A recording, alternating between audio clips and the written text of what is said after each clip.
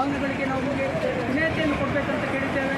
ಆ ಮುಖಾಂತರ ಅನ್ಯ ಜಿಲ್ಲಾಧಿಕಾರಿ ಅವರು ಪ್ರೋತ್ಸಾಹಕ್ಕೆ ಆದೇಶ ಮಾಡಿದ್ದಾರೆ.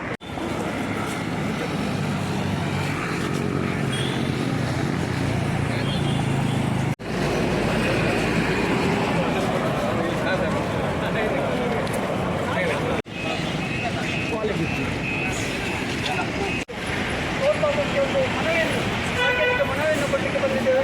ಮುಂದಿನ ದಿನ ನಮ್ಮ ಒತ್ತಾಯವನ್ನು ಮಂಡಿಸಿದರೆ ಮುಂದಿನ ದಿನಗಳಲ್ಲಿ ಈಗ ಹೋರಾಟಕ್ಕೆ ಮುಂದಾಗಬೇಕಾಗಿದೆ ಎಂಬುದನ್ನು ಹೇಳಲಿಕ್ಕೆ ಬಂದಿದ್ದೇವೆ. ನೀವು ಕಾಂಟ್ರಾಕ್ಟ್ ಮುಖಾಂತರ ಹೋಗೋದು ಅಂತ ಹೊಸ ರೂಪ ಹಣ ಬರುತ್ತಿಲ್ಲ ನಿಮಗೆ. ಜಿಲ್ಲಾ ವ್ಯಾಪ್ತಿಗೆ ಅವರನ್ನು ವಿನಾಯಿತಿ ಕೊಡಬೇಕು ನಮ್ಮ ಬೇಡಿಕೆ. ಇಲ್ಲಿ ಹಲವಾರು ಬಾರಿ ಮುಷ್ಕರಗಳಾಯಿತು. ಮುಷ್ಕರಗಳಲ್ಲಿ ಜಿಲ್ಲಾಧಿಕಾರಿ ಸ್ವತಃ ಬಂದು ಈ ಭಾಗದ ನಮಗೆ ತೋರಿಸಿ ಮಾಡಿದ್ದಾರೆ. ಈಗ ನಿಮ್ಮಲ್ಲಿ ಈಗ ಯಾವ ರೀತಿಯ ಒಂದು ವಿಷಯವಿದೆ ಅಂತಂದರೆ ನಮ್ಮ ಕಾಲು ಮನೆಗೆ ಇರ್ತದೆ, ಅದು ಸ್ವಲ್ಪ ಆಧುನಿಕ ಕಡೆ ಕಟ್ ಆಗ್ತದೆ. ಆ ರೀತಿ ನೀವು ನಮ್ಮನ್ನು ನೋಡ್ತಿದ್ದೀರಾ. ಇದಕ್ಕೆ ಅವಕಾಶ ನಾವು ಖಂಡಿತ ಕೊಡೋದಿಲ್ಲ. ನಮಗೆ ಮೊದಲಾಗಿ ನಿಮ್ಮ ಇಲ್ಲಿ ಡಿಸ್ಪ್ಲೇ ಬೇಕು.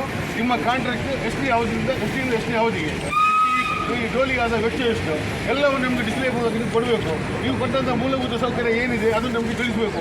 ಇಲ್ಲಿ ಟಾಯ್ಲೆಟ್ ಸರಿ ಇಲ್ಲ, ಏನಾದರೂ ಆದರೆ ಯಾವುದೇ ಒಂದು ವ್ಯವಸ್ಥೆ ಇಲ್ಲದೆ ನೀವು ನಮ್ಮ ಮೇಲೆ ದಬ್ಬಾಳಿಕೆ ಮಾಡಿಕೊಂಡು ವಸೂಲಿ ಮಾಡಲಿಕ್ಕೆ ನಾವು ಖಂಡಿತ ಬಿಡುವುದಿಲ್ಲ. ದಬ್ಬಾಳಿಕೆ ಮಾಡಿದರೆ ನಾವೇನು ಮೂರ್ಖರಲ್ಲ, ಕೈಗೆ ಬಳಿ ತೊಟ್ಟು ಕೂತ್ಕೊಳ್ಳಿಲ್ಲ. ಈಗ ಸಾಂಕೇತಿಕವಾಗಿ ಶಾಂತಿಯುತವಾಗಿ ನಾವು ಇದರ ಮನವಿಯನ್ನು ಕೊಡ್ತಾ ಇದ್ದೇವೆ. ಇದನ್ನು ಪರಿಗಣಿಸಿದ ಇದ್ದಲ್ಲಿ ಮುಂದಿನ ದಿನ ಉಗ್ರವಾದ ಹೋರಾಟ ಆಗೋದಕ್ಕೆ ಇದೀವಿ ಡ್ರೋನ್ನವರೇ ಕಾರಣಕರ್ತರಾಗ್ತದೆ ಅಂತ ಹೇಳ್ತೇವೆ. ಅದೇ ರೀತಿ ಇದು ಇಲ್ಲ, ಇದು ಜಿಲ್ಲಾ ಮಟ್ಟದಲ್ಲಿ ರಾಜ್ಯ ಮಟ್ಟದವರೆಗೆ ನಾವು ಕೊಂಡೋಗ್ತೇವೆ. ಯಾಕಂದರೆ ಈಗಾಗಲೇ ನಾವು ಕರ್ನಾಟಕ ವೇದಿಕೆಯವರಿಗೆ ಸಂಪರ್ಕಿಸಿದ್ದೇವೆ. ಈಗ ತಕ್ಕದಾಗಿ ನ್ಯಾಯವಾಗಿ ಈಗಾಗಲೇ ಒಂದು ಪರಿಹಾರವನ್ನು ಕೊಡಬೇಕು, ನ್ಯಾಯವನ್ನು ಕೊಡಬೇಕು. ಸ್ಥಳೀಯರಿಗೆ ಹೊರಗಿನ ಜಿಲ್ಲಾ ಪಂಚಾಯತ್ ವ್ಯಾಪ್ತಿಯ ಎಷ್ಟು ಹಣ ಕಟ್ಟಾಗ್ತಾ ಇಲ್ಲ ಅಂತೇಳಿ ನಮಗೆ ಚೀಟ್ ಮಾಡ್ತಾ ಇದ್ದಾರೆ. ಯಾಕೆಂದ್ರೆ ಅಲ್ಲಿ ನೋಡುವಾಗ ಜೀರೋ ತೋರಿಸ್ತದೆ, ಮರುದಿವಸ ಬೆಳಗ್ಗೆ ಹಣ ಕಟ್ ಮಾಡ್ತಾ ಇದ್ದಾರೆ. ಇದ್ಯಾವಿದು ಎಲ್ಲ ಕಟ್ ಮಾಡಿ ಎಲ್ಲರಿಗೂ ಕಟ್ ಮಾಡಿ, ನೀವು ತೊಂದರೆ ಇಲ್ಲ. ಇಲ್ಲದ್ರೆ ಈ ಟೋಲ್ನಿಂದ 6 ಕಿಲೋಮೀಟರ್ ಸರೌಂಡಿಂಗ್ ಎಲ್ಲ ಪಡಿಬಿದ್ರೆ ಇಲ್ಲದ್ರೆ ಇದ್ರ ಬಗ್ಗೆ ನಾವು ಉಗ್ರ ಹೋರಾಟ ಮಾಡ್ತೀವಿ. ಅವ್ನು ಬೆಳಿಗ್ಗೆಯಿಂದ 2 ಸರ್ತಿ ಬರ್ಬೇಕಾದ್ರೆ 150 ರೂಪಾಯಿ ಕೊಡಬೇಕು. ಬೆಳಿಗ್ಗೆ ಮನೆಯಿಂದ ಮುಲ್ಕಿ ಹೋಗ್ಬೇಕು, ಅವ್ನು ದುಡಿಬೇಕು. ಮಧ್ಯಾಹ್ನ ಊಟಕ್ಕೆ ಬರ್ಬೇಕಾದ್ರೆ 75 ಕೊಡಬೇಕು. ಪುನಃ ಸಂಜೆ ಬರಬೇಕಾದ್ರೆ 75 ಕೊಡಬೇಕಾದ್ರೆ ನೀವು ಆದರೆ ಆ ಕೆಲಸ ನಿಮ್ಮಿಂದ ಮಾಡ್ಲಿಕ್ಕೆ ಸಾಧ್ಯ ಉಂಟಾ? ಯಾಕೆಂದ್ರೆ ನಿಮ್ಗೆ ಬದಲಿನವರೆಲ್ಲ ಅಡ್ಜಸ್ಟ್ಮೆಂಟಲ್ಲಿ ಹೋಗ್ತಿದ್ರು. ನೀವು ಬಂದ ಮೇಲೆ ನೀವು ಯಾಕೆ ನಿಲ್ಲಿಸಿದ್ರಿ? ನಿಮ್ಗೆ ಏನು ಅಂತ ಲಾಭ ಉಂಟು? ನಿಮಗೆ ಬಾಕಿಯವ್ರಿಗೆ ಆಗ್ತದೆ, ನಿಮ್ಗೆ ಆಗೋದಿಲ್ವಾ ತಿಮ್ಮಯ್ಯನವರೇ? ಇದೇ ರೀತಿ ಮುಂದುವರಿದ್ರೆ ನಿಮ್ಮ ವ್ಯಾಪ್ತಿಯನ್ನು ಬಿಟ್ಟು ನಾವು ಗ್ರಾಮ ಪಂಚಾಯತಿ ಮುಖೇನ ಪ್ರೈವೇಟ್ ಜಾಗದಲ್ಲಿ ರಸ್ತೆ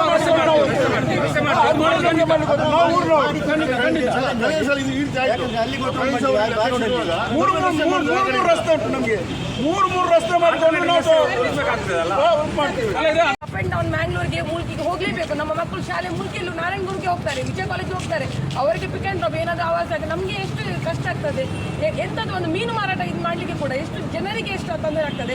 ಡೈಲಿ ಕೆಲಸ ಮಾಡುವವರಿಗೆ ಮುಲ್ಕಿ ಹೋಗ್ತಾರೆ, ಅವರಿಗೆ ಕಷ್ಟ ಆಗ್ತದೆ. ಮ್ಯಾಂಗ್ಳೂರ್ ಅಪ್ ಅಂಡ್ ಡೌನ್ ಮಾಡೋರು ಎಷ್ಟು ಜನ ಇದ್ದಾರೆ ಸರ್? ಇಲ್ಲಿ ಆ ಕಡೆ ಯಜಮಾನಿ ಗ್ರಾಮ ಇದೆ, ಈ ಕಡೆ ನಂದಿಕೂರು, ನಟ್ಸಲ್, ಈ ಭಾಗದಲ್ಲಿ ಓಡಾಟ ಮಾಡಬೇಕಾದ್ರೆ ಆಚೆ ಬದಿ ಮುಲ್ಕಿಪೇಟೆಗೆ ಹೋಗ್ಬೇಕು. ಮುಲ್ಕಿಪೇಟೆಯಿಂದ ಅಲ್ಲಿಂದ ಬರಬೇಕಾದ್ರೆ ಯಜಮಾನಿ ಪಂಚಾಯತ್ ಕೊಬ್ರಾಣಿ ಮತ್ತೆ ಮತ್ತೊಬ್ಬ ಇಲ್ಲಿ ಬರಬೇಕಾದ್ರೆ ಬ್ರಿಡ್ಜ್ ಕ್ರಾಸ್ ಮಾಡಿ ಇಲ್ಲಿಗೆ ಬರಬೇಕು ಪಂಚಾಯತಿಗೆ.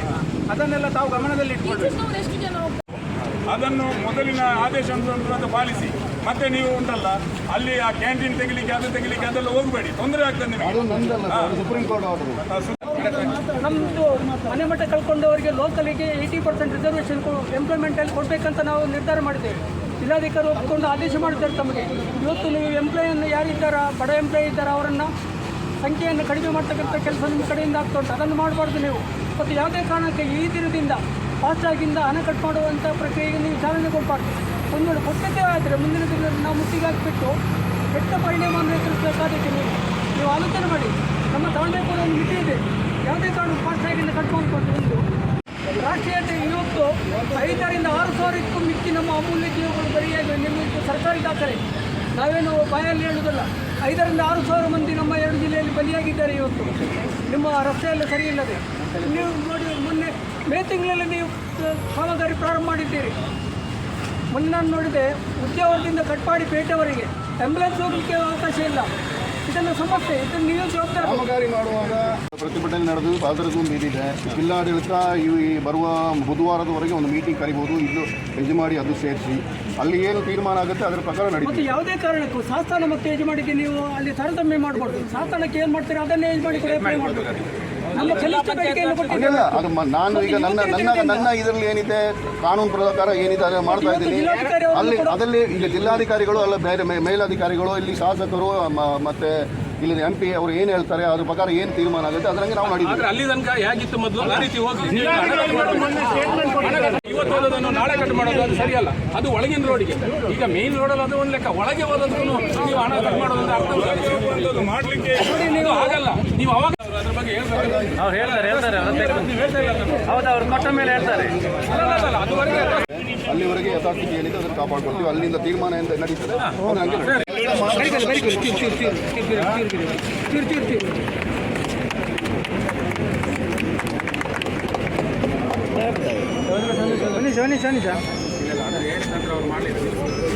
ಇಲ್ಲ